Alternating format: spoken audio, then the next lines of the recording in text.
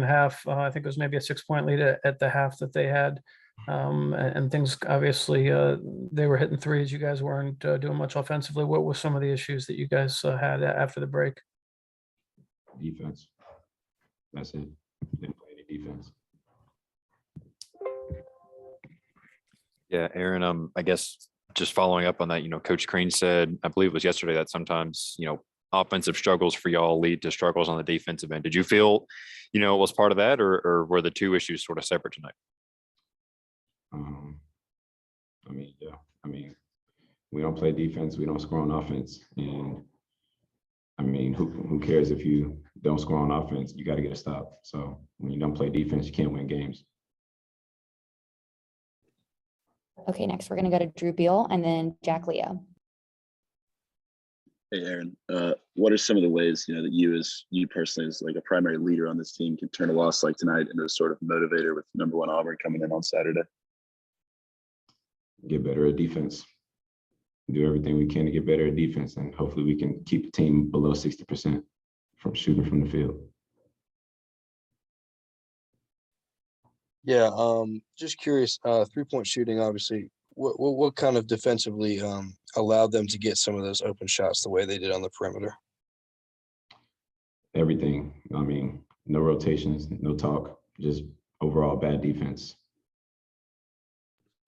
Okay, next we're going to go to Cole Acock and then Kyle Deckelbaum, and then we're going to finish with Thomas Murphy. Yeah, Aaron, kind of going off of that, they shot, 53% from three, 56% from the field, and they had guy go for 30, guy go for 20. What are like some of the challenges that they really presented on offense, and was it more of their good offense or kind of those miscommunications, like you said, on the defense just a second ago? Their best offense was transition. We take that away, we win the game in the first half at least, and then second half, no transition defense, no half-court defense. Can't win. Team shooting 56% from the field. Not gonna win. Bad defense equals to a loss every time. Okay, thanks, Aaron.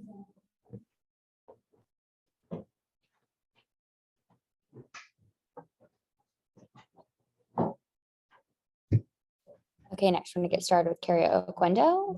First, we're going to go to Mark Weiser and then Jed May. They kind of took over in the second half. Obviously it was a high scoring first half and both teams were putting up points, but what changed for you guys in the second half? Honestly, I would say we just lost energy as a team. Like sometimes, like most of the time we come out in the second half and we'll have energy, but last kind of couple of games we've been coming out with no energy, and that's letting the team get up by 10, 15 points. So we got to figure out how to change that. Yeah, Kario, I guess specifically on the defensive end, what went wrong? I guess pretty much from the jump, Arkansas shot it well pretty much the entire game. Just was it something they were doing well, or, was it poor play from y'all, throughout the game? It was mostly poor play from us. We weren't talking and communicating, but also a lot of like players on the team, they're shooting a really high percentage, mostly because we weren't there on the closeout, but we just got to lock in on defense because the first half, it was just us going back. We were scoring, they were scoring, and we were scoring, and we went on a scoring drought, and we couldn't stop them from scoring. So once we figured that out, it'll be all right. Sorry, that was my fault. Next, we're going to go to Drew Beal and then Jack Leo. Hey, Kario. I know there might be a couple different things you could point to, but from what you noticed up there on the court, what's the biggest or maybe most important area, whether it's taking care of the ball, guarding threes, transition defense, you feel like needs to get kind of turned around before the game on Saturday? Being aware, because we have some turnovers, like tonight we had some turnovers where we just take the ball out of bounds and we just throw it without looking. And I feel like, because there was a point in time we were up by I don't know if we were by 6 or 7, and it was 2 plays back to back where we just gave up, bonehead turnovers, just throwing it right to them. So that's what we need to fix. That's what's really been killing us this season. So. Just to kind of run on the turnover thing a little bit, was it something, a look they were giving you guys defensively that was just different? What was causing the turnover? They had a little half court trap going on there, around like half court. So I think what we're used to just getting it and then being able to like inbound as fast. But they were sitting like they were sitting like in the right spot where they weren't looking. And then when we threw it, they were like, go get it. And that's 3 points right there. Okay, our final question is going to go to Cole Acock. Yeah, Kario, Arkansas, they ended the first half on that 3-pointer. Then they just came out firing in the second half. I think they went on a 12-2 run to start the second half. How tough is that to respond to a team that not only like ends the first half strong, but then comes out and does that to start the second half?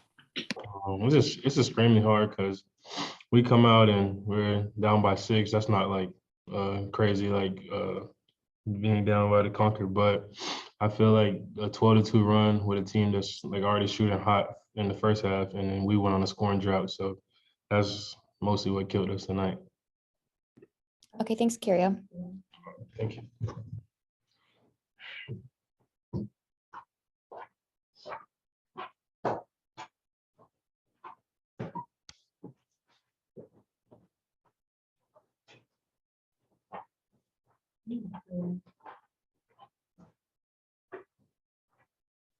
Task force in the first half. And we were giving up too many baskets, but at least we were coming down and scoring. We had some bad offensive possessions. Started the second half, which got their break going, which got Amude hot. And it went to 12 on those open threes. And our offense was a recipient as much as anything of not being good defensively, getting back. And they shot the ball extremely well. I always believe 3-point shooting is contagious. They were averaging making 5 threes a game coming into the game in the league, and they made 15. And we only made 1 in the second half. They make 9 in the second half. We make 1 in the second half. It's a big part of the game. But also the points off turnovers. We had very poor point guard play tonight, all the way across the board. And our decision-making struggled there. And just too many turnovers that turn into points. And unfortunately, it's a game for us there. So the threes and the points off turnovers, we got in the paint 56 times, which is a high for us on the year, but we only came away with 30 points. And so we weren't making the next pass the way we needed to. We weren't scoring, and we had some fluky things. Aaron's missed dunk, a couple of those things that would look to go in, but it didn't. And they were able to be in control because we weren't scoring as well, and they were scoring on hitting threes. So go ahead. Okay, we're going to go into questions. First, we're going to go to Mark Weiser and then Jed May.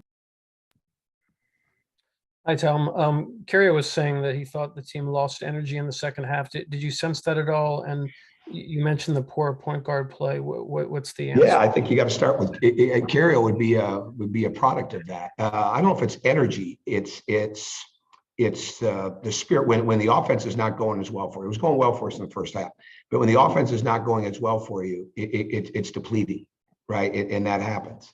And then they're making open threes. So we're missing shots on one end. They're making open threes on the other end. It opens up the game a little bit in their favor. But the problem, and this is why it's a rare player. We don't have very many guys like this. And it really hurt tonight not having Jackson. And, and Jackson only plays 15 minutes and he can defend the way that he can.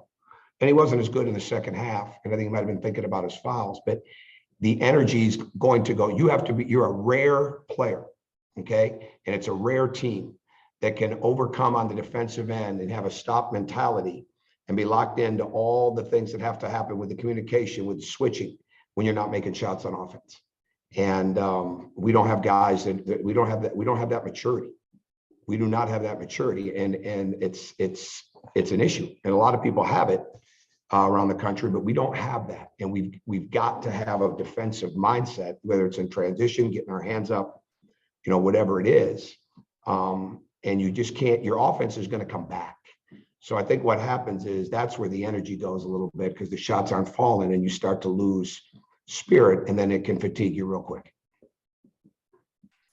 Yeah, Tom, kind of following up on that, it's even in the first half, it seemed like when y'all were making shots, the defense was still struggling. I mean, was there anything in particular that was there's going on defensive there? struggles too. Yeah, I mean, we shot in the first half, 58%, they shot 59. Okay, that's a rare deal.